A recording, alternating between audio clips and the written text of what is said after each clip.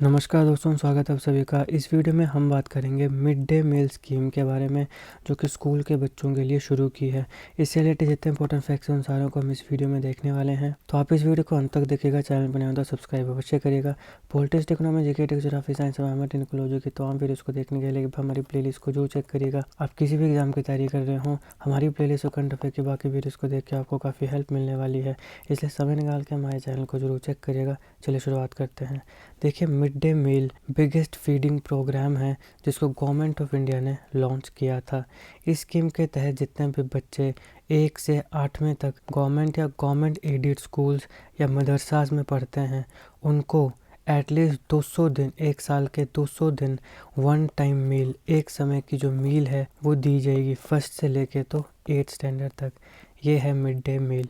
1 से लेके 8वीं तक जितने भी बच्चे पढ़ते हैं, या तो गवर्नमेंट स्कूल्स में या गवर्नमेंट एडेड स्कूल्स में या मदरसाज में, उनको एक साल में 365 दिन होते हैं। उसमें से लगभग 200 दिन, एटलीस्ट मिनिमम 200 दिन उनको एक टाइम की मील, एक टाइम का भोजन दिया जाएगा स्कूल में। इस प्रकार के जो स्कूल फीडिंग स्कीम्स हैं, ये काफ़ी डेवलपिंग नेशंस में आपको देखने को मिल जाएगी।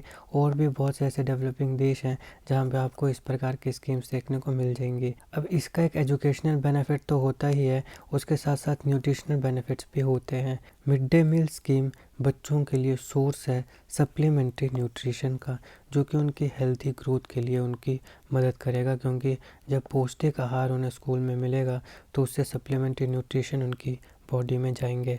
न्यूट्रिशनल सपोर्ट जो है वो ये स्कीम प्रोवाइड करती है बच्चों के लिए। अब कितनी न्यूट्रिशन कब मिलेगी, जो बच्चा प्राइमरी क्लास में है, जो बच्चा अपर प्राइमरी क्लास में है, उसको कितनी न्यूट्रिशन मिलनी चाहिए। देखिए, प्रोटीन की बात करें तो 12 ग्राम प्राइमरी क्लास के लिए और 20 ग्राम अपर प्राइमरी क्लास के लिए। कैलोरीज की बात करें तो 450 कैलोरीज प्राइमरी क्लास के लिए, 700 कैलोरीज अपर प्राइमरी क्लास के लिए। मेन पर्पस क्या है इस स्कीम को लॉन्च करने का, कि नंबर ऑफ़ एडमिशन जो है स्कूल में उसको इंक्रीज़ किया जाए। इसके साथ साथ जो स्कूल में बच्चे पढ़ रहे हैं उन्हें अच्छा न्यूट्रिशनल फूड दिया जाए, ताकि जो माल नरिशमेंट है यानी न्यूट्रिशन की कमी, उसको ख़त्म किया जा सके। कर्नाटका और आंध्र प्रदेश जैसी स्टेट्स ने काफ़ी एक्टिवली पार्टिसिपेट किया मिड डे मील प्रोग्राम में, और यहाँ पे छोटे छोटे इनिशिएटिव्स भी इम्प्लीमेंट किए गए, जैसे कि किचन गार्डन्स हैं जहाँ पे वेजिटेबल, जो फ्रूट्स जो हैं वो बच्चों को सर्व किए जाएंगे, और फिर जो प्रेमिसेस है स्कूल का वहीं पे उनको कल्टीवेट किया जाएगा। तो इस प्रकार के इनिशिएटिव्स भी कर्नाटक और आंध्र प्रदेश में देखने को मिले। मिड डे मील स्कीम की हिस्ट्री की अगर हम बात करें तो इसकी हिस्ट्री 1925 में ट्रेस होती है, जब मद्रास म्यूनिसिपल कॉरपोरेशन ने हंगर डिमांड्स को फुलफ़िल करने के लिए डिसएडवांटेज चिल्ड्रन जो थे उनके लिए इस प्रकार की स्कीम को लॉन्च किया था। इकोनॉमिक ऑपुलेंस की वजह से कुछ एरियाज़ में भारत जो है कई ऐसे सोशल फील्ड या पैरामीटर्स हैं वहाँ पे लैग करता है। उसमें से एक कारण चाइल्ड नरिशमेंट या न्यूट्रिशन भी है। ऐसे बहुत से पैरामीटर्स हैं जहाँ पे भारत पिछड़ा हुआ है, उसमें चाइल्ड नरिशमेंट और न्यूट्रिशन भी एक आता है। 42% भारत के जो बच्चे हैं 5 साल से कम उम्र के, वो अंडर वेट हैं, माल नरिश्ड हैं। इनमें से बहुत से ऐसे बच्चे हैं जो इकोनॉमिकली बैकवर्ड फैमिली से आते हैं, और काफ़ी छोटी उम्र में उन्हें स्कूल छोड़ने पड़ रहे हैं, क्योंकि उनको अपने फैमिली के साथ मिल के काम करना पड़ेगा पैसा कमाने के लिए। एक मोस्ट इफ़ेक्टिव जो वे है गरीबी, पॉवर्टी को ओवरकम करना, ख़त्म करने का, वो है शिक्षा, एजुकेशन। एजुकेशन ड्रास्टिकली इम्प्रूव करती है क्वालिटी ऑफ लाइफ को, एक फैमिली की भी और एक जनरेशन की भी। लेकिन प्रॉब्लम यह है कि बच्चे के जब बेसिक नेसेसिटीज़ जैसे कि खाना है या शेल्टर है वही पूरा नहीं हो पाता है, तो एजुकेशन तो किसने देखी। एजुकेशन को तो हमेशा लास्ट प्रायोरिटी दी जाती है। सबसे पहले 1928 में केशव एकेडमी थी कोलकाता में, जिसने एक compulsory mid day tiffin programme को इम्प्लीमेंट किया था स्कूल के लड़कों के लिए। उसके बाद 1941 में केरल वो स्टेट थी जिसने स्कूल लंच और स्कूल मील प्रोग्राम को स्टार्ट किया। उसके बाद लेट 1970s में, 70 के दशक में, जो मिड डे मील स्कीम है उसको और भी स्टेट्स जैसे कर्नाटका, तमिलनाडु, गुजरात और पौंडीचेरी, इनमें इनेक्ट किया गया, और धीरे धीरे ये बाकी स्टेट्स तक भी पहुंची। अब इसके आउटकम्स और इसके बेनिफिट्स को कंसीडर करते हुए हमारे गवर्नमेंट ऑफ इंडिया ने इस स्कीम को पूरे भारत में इम्प्लीमेंट किया। ये scheme national programme for nutritional support to primary students, इसके तहत लॉन्च की गई थी स्कूल्स में 1995 में, और बाद में इसको national mid day meal programme रख दिया गया। ईयर आपने ध्यान में रखना है। 2001 में सुप्रीम कोर्ट ऑफ इंडिया ने एक ऑर्डर को पास किया जिसमें उन्होंने स्टेट्स को कहा कि वो प्रॉपर कुक्ड मील प्रोवाइड करें बच्चों को स्कूल में मिड डे मील स्कीम के तहत। अब अगर हम मिड डे मील स्कीम के ऑब्जेक्टिव्स की बात करें तो देखिए, इसको स्पेसिफिक ऑब्जेक्टिव के लिए लॉन्च किया गया था। मिड डे मील स्कीम को एक आइडिया के तहत स्टार्ट किया गया था, that is the humanistic theory of motivation. क्या है ये थ्योरी? ये स्टेट करती है कि प्राइमरी नीड जो है पर्सन की, वो उसके एक्शंस को अफेक्ट करती है। स्कूल्स में नंबर ऑफ़ एडमिशन्स को इंक्रीज़ करने के लिए और उनका जो रिटेंशन है, मतलब ऐसा नहीं कि एक बार एडमिशन ले ली फिर बाद में छोड़ दें, एडमिशन भी लें और फिर बच्चे रहें स्कूल में, पढ़ें वो, तो उनके एडमिशन का नंबर इंक्रीज़ करने के लिए और उनका जो रिटेंशन है उसे इंक्रीज़ करने के लिए एटलीस्ट प्राइमरी एजुकेशन में, ये इसका एक ऑब्जेक्टिव था। दूसरा था न्यूट्रिशन लेवल जो है इकोनॉमिकली बैकवर्ड स्टूडेंट्स का, उसको इंक्रीज़ किया जाए। कैसे? उनको न्यूट्रिशनल मील प्रोवाइड करके। तीसरा है कि एग्जिस्टिंग न्यूट्रिशनल गैप जो है लड़कों में और लड़कियों में, उसको भी एबॉलिश किया जाए, ख़त्म किया जाए। नेक्स्ट है कि जो सिस्टम है कास्टिज़म का, उसको भी रिड्यूस किया जाए, क्योंकि स्कूल्स में हर जातियों के बच्चे जब साथ में आएंगे, बैठेंगे, मिल बांट कर खाना खाएंगे, पानी पियेंगे, तो जो जातिवाद है उसे भी रिड्यूस किया जाएगा, क्योंकि यहाँ पे सारे बच्चों को एजुकेशन के लिए एक कॉमन प्लेटफॉर्म पे लाने की बात होगी। इसके साथ साथ जो क्लासरूम हंगर है उसको भी एलिमिनेट करना इसका एक ऑब्जेक्टिव है। अब अगर हम मिड डे मील के फ़ीचर्स की बात करें तो देखिए, cooked mid day meal scheme जो है इसको प्रपोज़ किया गया था कि एक ऐसी मील जिसमें 8 से 12 ग्राम प्रोटीन और 300 कैलोरीज हों, इस प्रकार का खाना बच्चों को दिया जाए। वो बच्चे जो 1 से 5वीं तक की क्लासेस में पढ़ रहे हैं पब्लिक या गवर्नमेंट एडिड स्कूल्स में। मिड डे मील स्कीम को सारे के सारे पब्लिक और गवर्नमेंट एडिड प्राइमरी स्कूल्स के लिए इंट्रोड्यूस किया गया था अप्रैल 2002 में। जून 2006 में एडिक्वेट माइक्रोन्यूट्रिएंट्स जैसे कि आयरन, फॉलिक एसिड और विटामिन ए, इन सारी चीज़ों को भी मिड डे मील्स में इंक्लूड किया गया। ये लार्जेस्ट प्रोग्राम है हमारे भारत में जिसने लिटरेट इंडिया का जो गोल है उसको अचीव करने का काम किया है। मिड डे मील प्रोग्राम जो है उसको मिनिस्ट्री ऑफ एजुकेशन ने लॉन्च किया, जिसको पहले ministry of HRD human resource development भी बोलते थे। सेंट्रली लॉन्च स्कीम है ये, और इसका जो बजट है वो सेंटर और स्टेट में डिवाइड होता है। इसमें 60% जो है वो सेंटर का होता है और जो 40% है वो किसका होगा? स्टेट का होगा। तो ध्यान रखिएगा, centre holds 60% of total budget.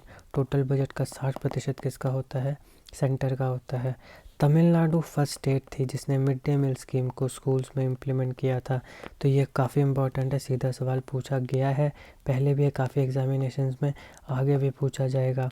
कौन सी वो स्टेट है जिसने मिड डे मील स्कीम को सबसे पहले इम्प्लीमेंट किया था? तो वो है तमिलनाडु। 2001 आते आते इसको एक रिफॉर्म किया गया कुक्ड स्कीम के तहत, जहाँ पे जो बच्चा है उसको 1 साल का एटलीस्ट 200 दिन एक फुल्ली न्यूट्रिशनल प्रिपेयर्ड मील मिल रही है। अब यहाँ पर जो न्यूट्रिशनल चार्ट बना, यहाँ पे कहा गया कि एनर्जी इनटेक में 200 कैलोरीज और प्रोटीन इनटेक में 8 ग्राम के प्रोटीन ये बच्चे को मिलनी चाहिए। सबसे पहले ये जो स्कीम थी इसको गवर्नमेंट और गवर्नमेंट एडेड स्कूल्स में ही लॉन्च किया गया था।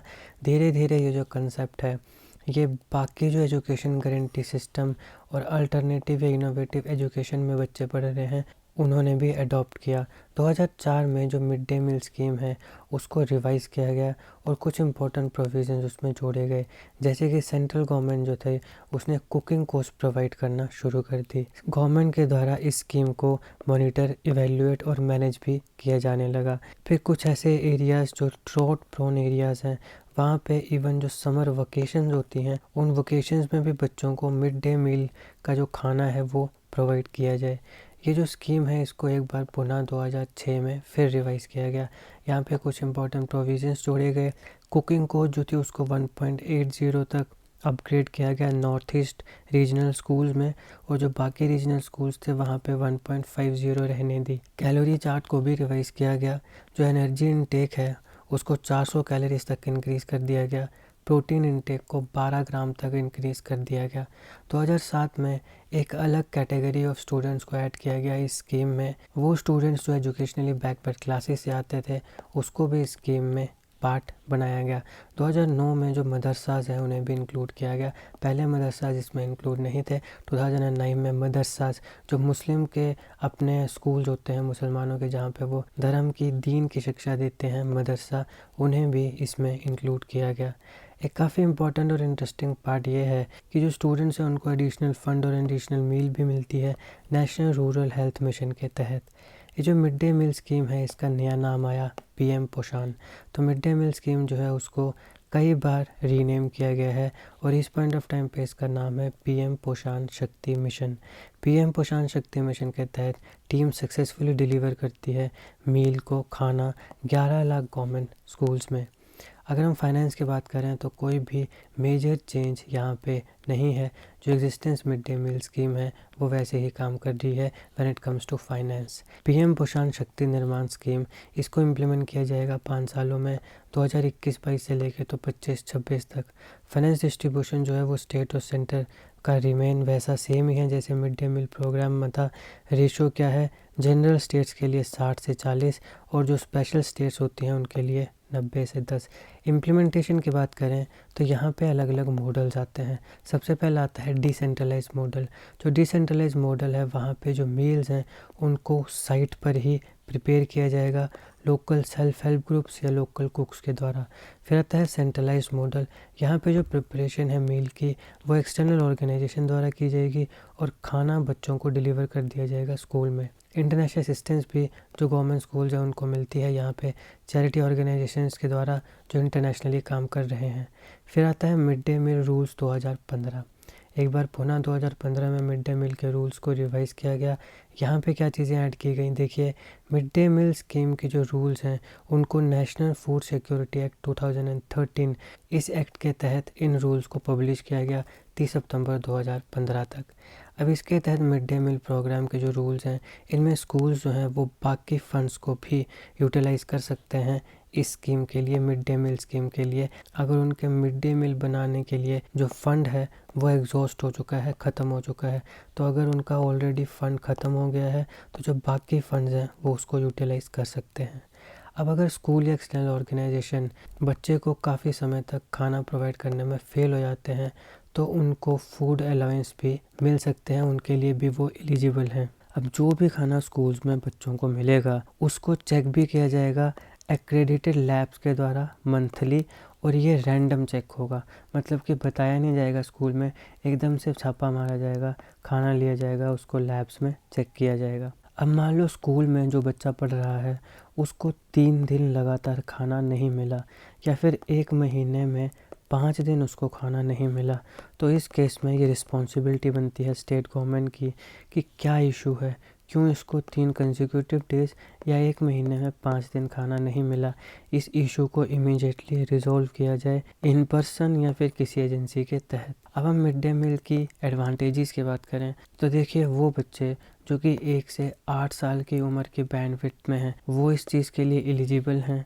उन्हें हेल्दी लंच पैकेट डेली मिल रहा है। हॉलीडेज़ को छोड़ दिया जाए तो मतलब जो वर्किंग डेज़ है तो यहाँ पे उसको न्यूट्रिशन से भरा खाना मिल रहा है। अब देखिए मील्स को बनाने के लिए जो भी कमोडिटीज़ जैसे कि दालें हैं, चावल हैं, ये खरीदी जाएंगी स्कूल के द्वारा। तो ये वो कमोडिटीज़ होनी चाहिए जहाँ पे एग मार्क का ग्रेड हो।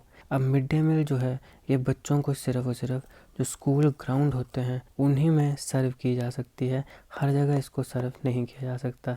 तो यह आपने ध्यान रखना है कि स्कूल में जो स्कूल का ग्राउंड है वहीं पे मिड डे मील को सर्व किया जा सकता है। हर स्कूल के पास मैंडेटरी कुकिंग फैसिलिटी होनी चाहिए ताकि वहाँ पे मील खाना प्रिपेयर किया जा सके।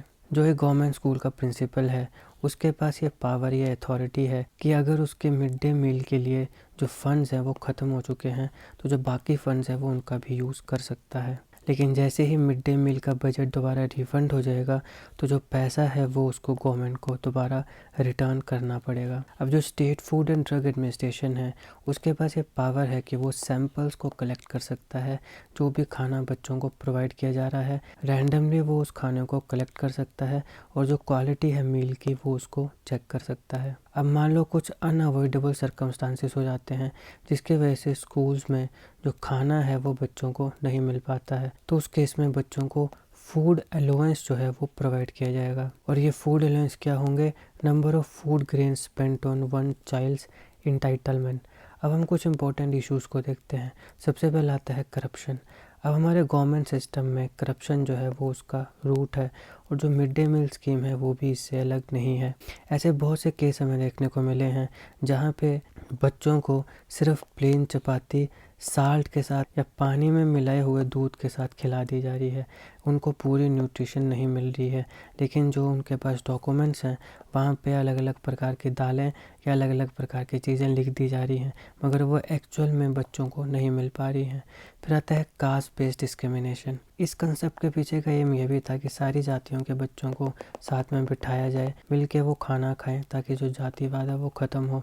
लेकिन कई बार हमें ऐसे भी देखने को मिला कि कास्ट बेस्ड डिस्क्रिमिनेशन होती है और कुछ जातियों के बच्चों को अलग बैठने के लिए बोला जाता है जस्ट बिकॉज उनकी जाति के लिए। फिर आता है माल न्यूट्रिशन। देखिए, इस स्कीम का एम है कि 10 की उम्र से कम जो बच्चे हैं उनके बीच में जो माल न्यूट्रिशन है उसको कम किया जाए, मगर नेशनल फैमिली हेल्थ सर्वे के मुताबिक ऐसी बहुत सी स्टेट्स हैं जहाँ पे बच्चों में अभी भी माल न्यूट्रिशन देखने को मिल रहा है। माल न्यूट्रिशन का मतलब होता है न्यूट्रिशन की कमी। न्यूट्रिशन की कमी की वजह से काफ़ी बीमारियाँ होती हैं। इसमें से 2 बीमारियाँ काफ़ी फेमस है, एक आती है क्वाशियोरकर और एक आती है मेरेस्मस। दोनों को ध्यान में रखिएगा, दोनों के बारे में एनसीईआरटी में जिक्र आता है। फिर आता है global hunger index. Global hunger index में 2020 में भारत का रैंक 94 था और अभी हाल ही में हमारा रैंक 101 आया था। तो यहाँ पे हंगर इंडेक्स तो बहुत ज़्यादा है। फिर आता है global nutrition report. Global nutrition report के मुताबिक कोई भी सिग्निफिकेंट चेंज यहाँ पे नहीं हुआ है भारत में चाइल्डहुड वेस्टिंग या फिर अनीमिया। अनीमिया मतलब जो खून की कमी होती है, तो उसमें कोई भी सिग्निफिकेंट चेंज अभी इस देश में नहीं देखने को मिला है। तो ये कुछ इंपॉर्टेंट इश्यूज़ थे। ये था मिड डे मील स्कीम। हमने इसकी हिस्ट्री देखी, हमने देखा कि क्या इंपॉर्टेंट फैक्ट्स हैं, कैसे इम्प्लीमेंट होती है, फिर इसके एडवांटेजेस क्या हैं, इसके इश्यूज़ क्या हैं, सारी चीज़ों को हमने विस्तार से कवर कर लिया है। अगर आपको वीडियो अच्छी लगी हो तो लाइक करिएगा, शेयर करिएगा।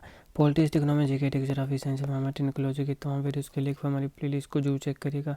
आप किसी भी एग्ज़ाम की तैयारी कर रहे हो, हमारी प्लेलिस्ट और करंट अफेयर की बाकी वीडियोज़ को देख के आपको काफ़ी हेल्प मिलने वाली है, इसलिए समय निकाल के हमारे चैनल को जरूर चेक करिएगा। मैं थोड़ा बीमार हूँ इसलिए मैं काफ़ी धीरे धीरे बोल रहा हूँ, लेकिन उसके बावजूद भी अगर आपने यहाँ तक वीडियो को देखा है तो हमारे चैनल को सब्सक्राइब करना और वीडियो को लाइक और शेयर करना बिल्कुल मत भूलिएगा। जीके करंट अफेयर और जीके टिक्स की ऐसी वीडियोज़ के लिए हमारे चैनल को सब्सक्राइब करिएगा, बेल आइकन ज़रूर दबा लीजिएगा ताकि किसी भी वीडियो की नोटिफिकेशन आपसे मिस ना हो। आपका बहुत बहुत धन्यवाद।